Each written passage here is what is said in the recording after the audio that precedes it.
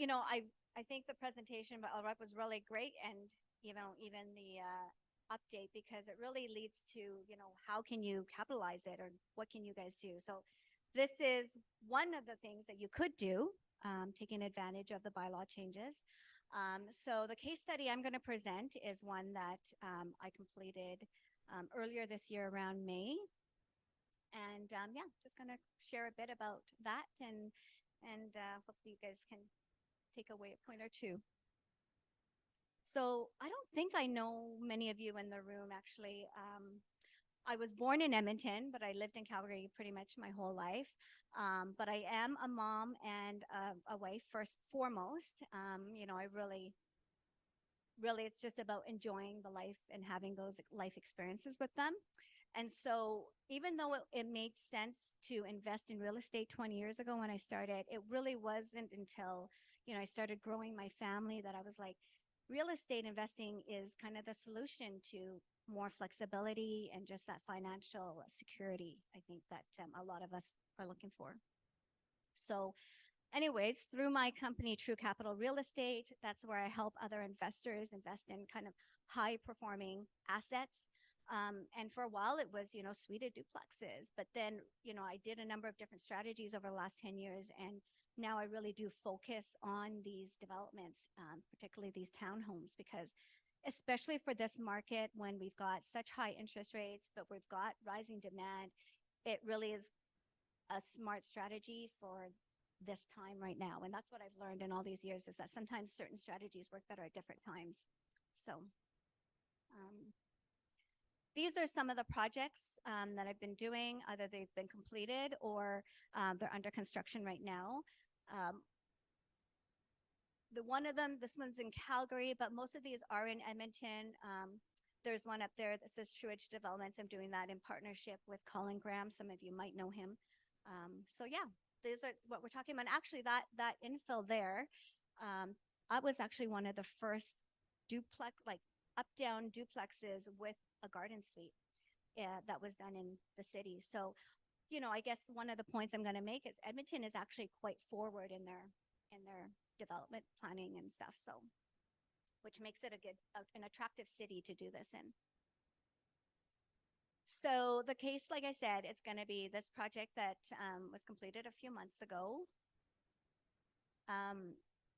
The strategy of this is really, it's not just building it. I guess the strategy is finding an existing lot that has the right zoning, and if it didn't, you would rezone it, and then really building one of these and to hold as a long-term rental. That's what I actually do, is because it offers you the opportunity to get that upfront appreciation from doing the work, but also gain long-term from it instead of just selling it. Like, why not hold it longer? And especially in a rising market, capitalize on that. And as mentioned before, I think in the change from mine to PowerPoint, I guess some of the things have moved around. But anyway, the opportunity again, like that they've all pointed out, is that the city really recognizes. So a while ago, like when I first did one of these projects, it was I think my first property to do a development was in 2019. And even at that time, I could see that opportunity. But now, I guess, the difference is, now that the pandemic is over, is that it's front and foremost in front of everybody. So, the city, the governments, they're all taking action to make sure that they don't have a crisis. And so that allows a lot of the smaller developers to get in and be part of the solution too. So this one here is in Northwest Edmonton. So back when I did this, like, I had heard rumblings that they were going to do kind of like a blanket rezoning. But for quite a while, it was really, you needed to take something that was probably like your RF1, single family house, and then having to rezone it, because you do need to make sure whatever you want to build is compatible with the zoning. So I would do the rezoning, and then we do the development plan permit. But the reason why Edmonton for me was a good place to invest was, first of all, what I wanted to do was in alignment with the city plan. Even then, even though they hadn't done this blanket change yet, they were still encouraging development. They were saying, hey, like if you were in the nodes and the secondary corridors where there was just more traffic, they did encourage development. So, you know, when you guys are looking into doing stuff like that, you do want to go to a place where it's encouraged. You also, you know, want to pick the lowest hanging fruit. You don't want to really be the first one to make a big change because, you know, you're kind of in a bit of a fight and you don't want to do that. So this particular lot was 65 feet wide, and that's a bit wider than your standard full-size lot, but that allowed me to build larger units. So it was an attractive lot to do this project on. So now this makes it a little less relevant, but at the time, the RF3 um, allowed for 4 main dwellings. It allows for secondary and garden suites, the site coverage and the front back. So just kind of give you an idea of what you would be looking for.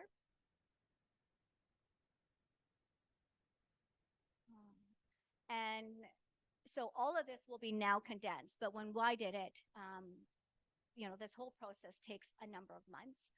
Calgary, I mean, Edmonton is still pretty fast. Like, I mean, in comparison to Calgary, I would say they've always been a bit more ahead. And then sometimes too, for these projects, I will do like a parallel application where I do the rezoning and the DP at the same time.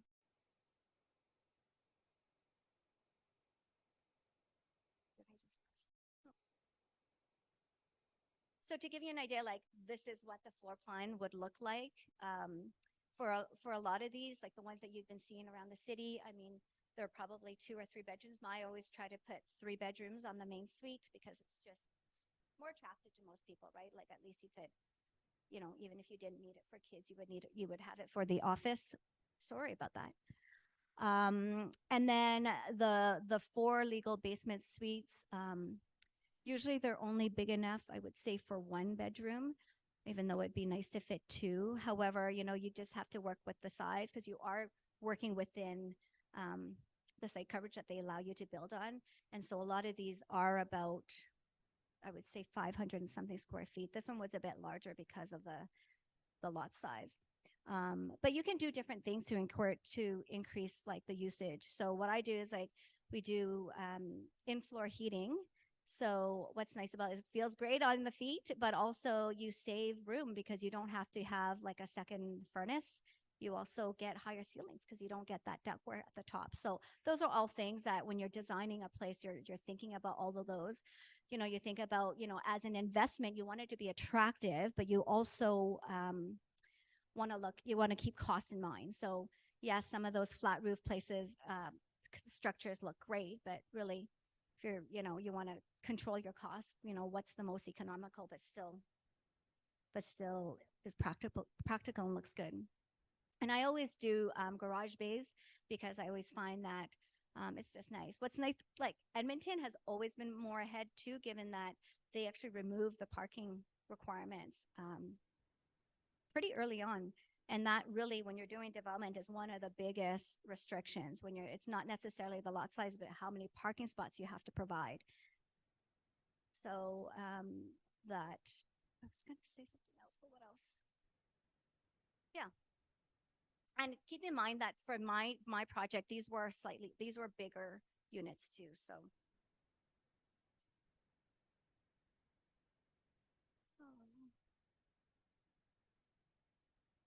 I'm not going to, just for the interest of time, I didn't really want to go through all of the construction phases, but I mean, these are just kind of pictures taken along the way. You know, they first have to, you know, pouring the footings and foundations, and then you're doing the wrap around the foundation. You know, you can even proceed with like a partial building permit and build up to the first floor. So that can help you kind of speed up the process and get the construction going. And then, yeah, this just shows the various phases.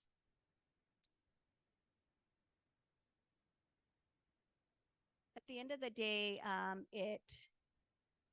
this is kind of the specs of what I do. Like, so generally I do like to keep in mind who who I'm targeting. And a lot of these, I want to attract either the young families or the young professionals.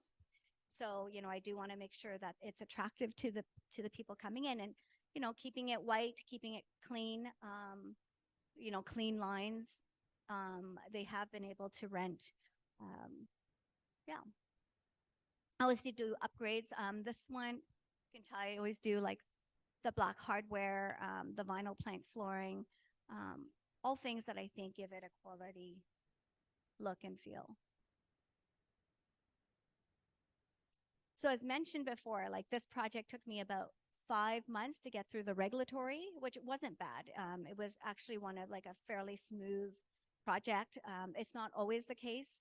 I have another one in another neighborhood, kind of in the nicer ones that are more, I don't know, old school isn't the right word, but more traditional. And I did get quite a bit of resistance, from the neighborhood. So that's part of the game when you're in development. It's not a guarantee that a certain lot will be approved. And but with these changes that the city have made, it will definitely make this process a lot smoother. And at the end, it's just coming. It's kind of like what Ulrich was saying is you may not like it, but it's going to come, and it might just take longer for some people to accept it. And that's okay. And like I said too, like it takes time also to like lease it up if that's your strategy. Look at that.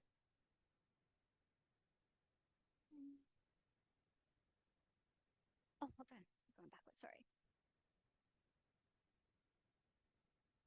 So I guess now I wanted to just share some numbers. I think this is the part where people are a bit more like, say, well, what does it take to get one of these projects off the ground?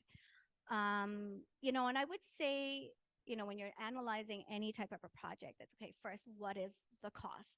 That's one side of the equation. And then I would say, there's a big range. The construction range is pretty big. I've seen a number of different values.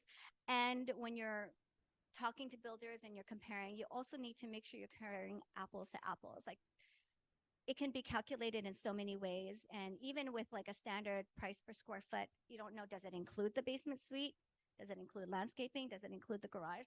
So those are the things you have to keep in mind when you are checking things out, just to see if it makes sense. So,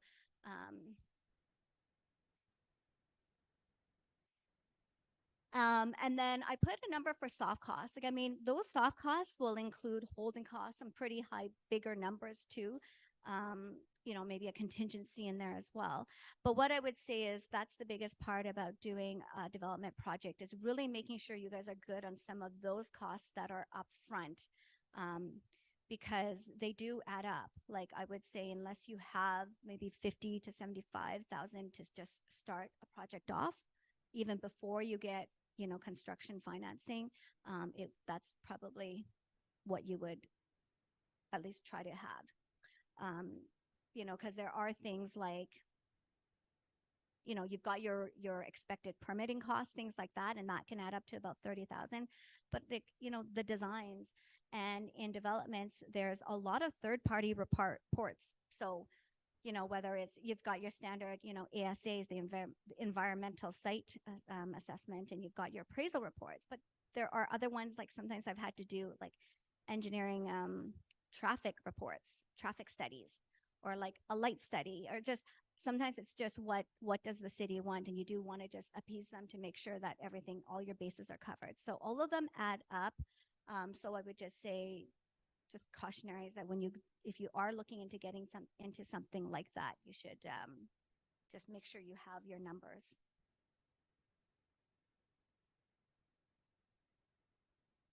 So in a project like this, the other side of the equation is how much would you make holding it as a rental? Because that again is my strategy, right? So for here, I have the rental revenue less vacancy, including utilities, and then the expenses are your typical ones, like your insurance, property tax, property management. But it also includes things like, because this is like a multifamily, and you need to take care of the lawn, so there's some money aside for contractors, like contracting services, like lawn mowing and like lawn care and snow removal. Um, and then you arrive on NOI. And the reason why I put out there is because for these type of projects, it's not necessarily the comps. It's valued at based on your net operating income. And so, you know, you want to be able to make sure the numbers on that side make sense as well. And I wanted to share, you know, I mean, there's an underwriting value in terms of what the lender will say, okay, well, based on these, I think that the value is X. And then you always do an appraisal. And, you know, yes, I think sometimes the appraisal is a bit more aggressive than they would underwrite at, but at least it's good to know that the value is being supported.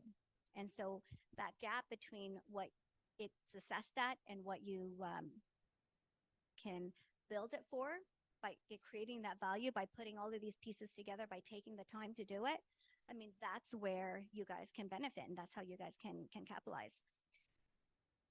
So yeah, I just wanted to share some of that, those numbers, and where I think where some of that profit can be made.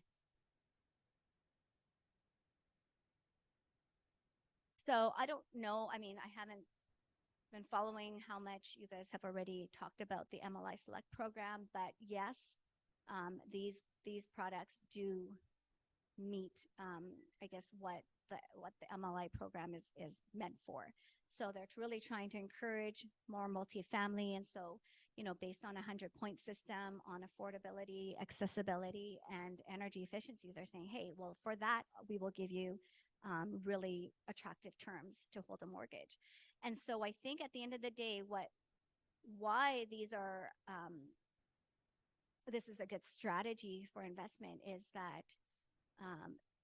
for if you can meet all of those, well, your down payment for one of these projects is only 5%. You have to be careful with that. You definitely need to have other funds to kind of bridge you through the construction process and all of that. So I wouldn't say like you have to take that with a grain of salt. However, at the end of the day, when you're looking at your ROI because you have less down, that makes it attractive. So yeah, like these do qualify under it. All of my projects have. Although when I first started, I wasn't sure. Like it was a new program. We also didn't know how long they would be offering for or when it would expire or run out. And I guess they are getting close. And that's why they've made some changes to letting some of these smaller construction projects under 2 or 3 million actually go up the list faster, up the queue faster. So I think that's a good sign. But at the same time, too, this is something that takes months to get approval. So, you know, I think with a project like this, you have to understand that it's not, you have to really manage your time and your funds well, because you actually can't even get financing until you've got an approved DP, development plan. So a lot of the times, you know, you'll have to still acquire the property first, either all in cash or even with conventional financing. Then you get your development plan approved, then you can apply for it. And so with a 6 to 8 months lead time for the approval, like you have to decide, are you gonna wait for that, or are you gonna start building and then wait for that? So those are all the considerations we have for this project as well. And another thing I want to note, I mean, we were talking about the interest rate. I mean, this was only not even that long ago. Was that 6 months ago? Not even. And even then, the interest rate was a lot more attractive then versus what it is now. And that makes a big difference, right? You really have to run your numbers to make sure that at today's interest rate, it still makes sense. You know, you don't want to really be in a negative cash flow situation, or if you are, like, make sure you have the funds for it and be ready to ride it out for a bit. Yeah. So I just wanted to share some key takeaways, like if this is something that you guys are considering. I mean, this strategy is almost like, you know, when everybody went and they put in like a secondary suite and we were all doing that, and it was a great way to add extra income. This is, I think, the next strategy that like a lot of people can get into. But at the same time, I think what I see coming is, with all this, I think by removing a lot of the red tape, they're also going to be inviting a lot of, like, they're going to have to watch the regulations too, to make sure, honestly, that all of these are still being built with good quality, because at the end of the day, like, it's safety. You can build houses, but you need to make sure that they're safe for the people. So I'd hope that there will be some controls around that. But I will say, if you're looking to get into developments, I mean, they have their inherent risks. They're definitely more unknowns, more variables, more moving parts. So it does take some time, attention, and education to make sure you kind of reduce the mistakes, I guess. And when I say this too, is like, always try to choose a lot that you think is going likely to be approved. Now it's with the changes of the city, it's going to make a lot more lots available for this strategy. But honestly, just up until now, you had to kind of make sure you were choosing the right one. So I always say, yeah, choose the lowest hanging fruit if you can, and leave the ones that have things that make it a bit more difficult. Like if it's like moving a lighting pole, you can still move an electrical pole. Those are all possible. It just adds to the cost. So those are all things that you can keep in mind. I mentioned before too that it's really important to manage your funds. But another thing that I think you should probably keep in mind is you really need to manage your documentation. So with anybody that's tried to finance a lot of these like commercial type deals, there's a ton of paperwork that you need to send in for the lender, or for the CMHC application, then for the lender, and then a lot of times too, you do have to get project monitoring for these type of projects. So then you're sending all again. So, be good with your document control, your management of that. And I guess at the end of the day, you can minimize your risks in all of this by just, taking the time to educate yourself, read up the bylaws, or make sure you're working with the experts that know their stuff too. And if doing one of these projects on your own isn't for you, like, don't sit on the sidelines, like partner up with somebody then, and invest in one of these, because this is kind of a good opportunity for people. It's a good time. So I guess that's what I have to say there. And yeah, I think that's what I had to share with you guys. I hope that was interesting. If you want to connect with me, I put some of my information up.